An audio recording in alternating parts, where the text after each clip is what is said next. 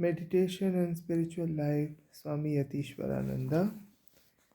Great teachers had knowledge of past lives. The question is asked. I heard it many times during my long stay in the West. If we had a past, why don't we remember it? Now, it is not a blessing that we forget. Now, is it not a blessing that we forget so many of our past experiences?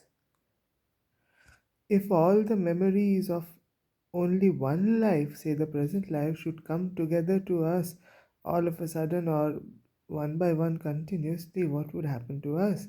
Most of us would go mad, and we won't find any place where we could go and stay as patients. Countless mental hospitals would have to be started. Already, their number is growing and we cannot afford to have more.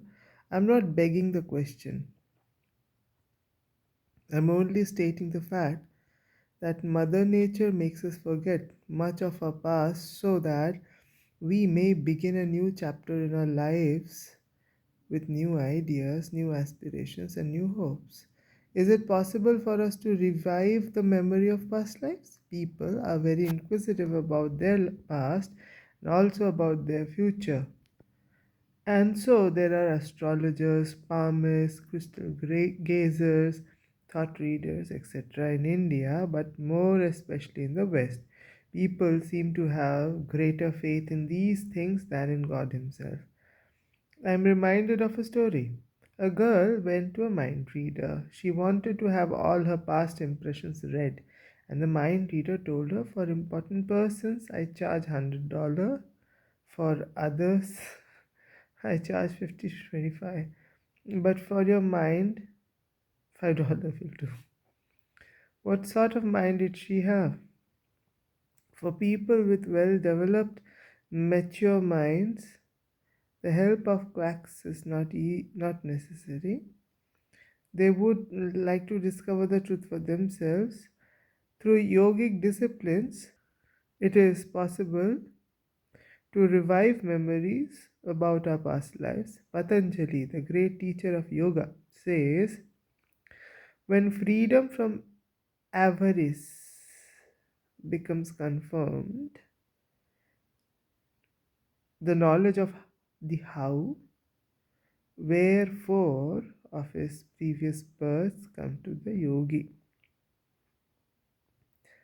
अपरिग्रह स्थैर्ये जन्म कथन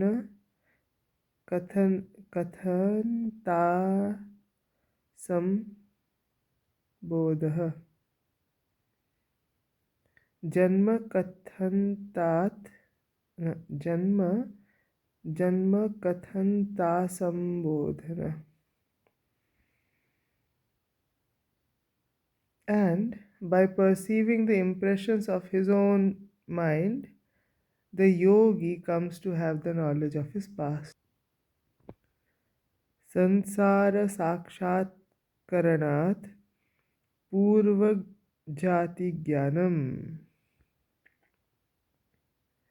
It is possible to revive the memory of the past, but it is better not to be curious about it.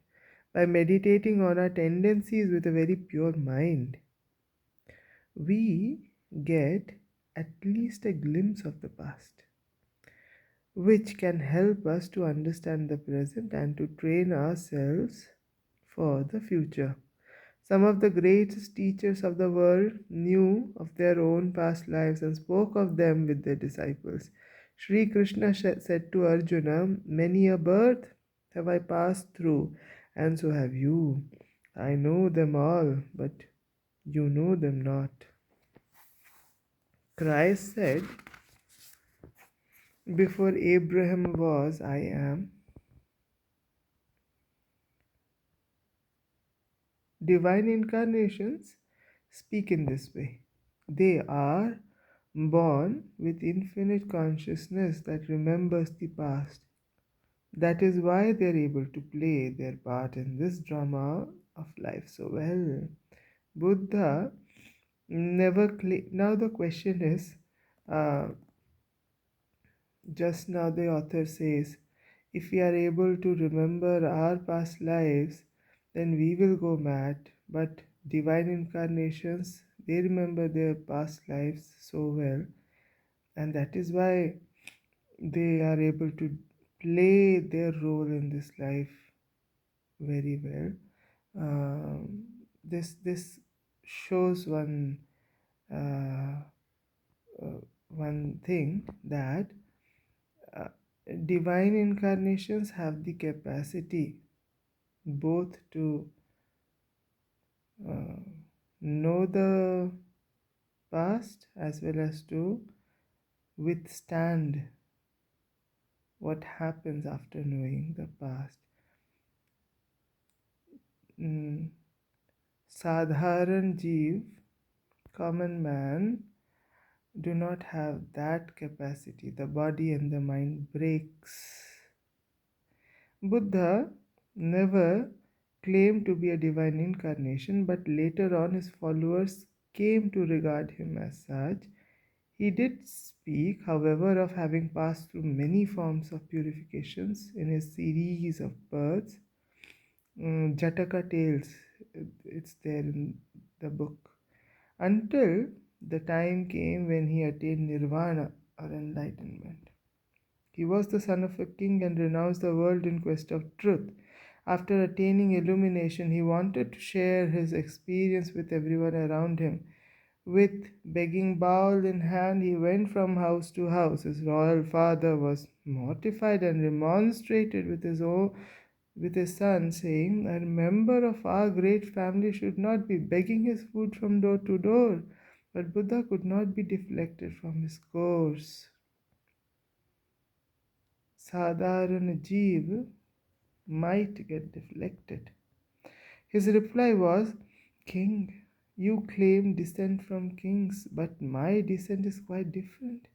I am born of the race of the Buddhas, and as they have done, begging their food from the charitable, so do I, and it cannot be otherwise.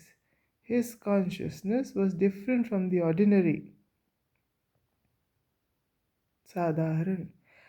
How often do we make too much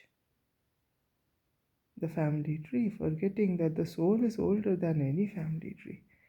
Islam, like the other Semitic religions, does not believe in reincarnation, but when it spread to Persia, it came in contact with other streams of thought, and this gave rise to the mystic movement called Sufism.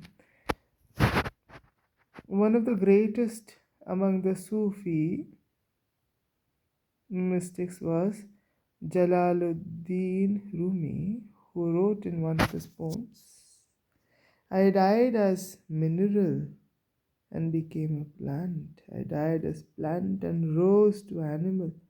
I died as animal and I was a man. Why should I fear? When was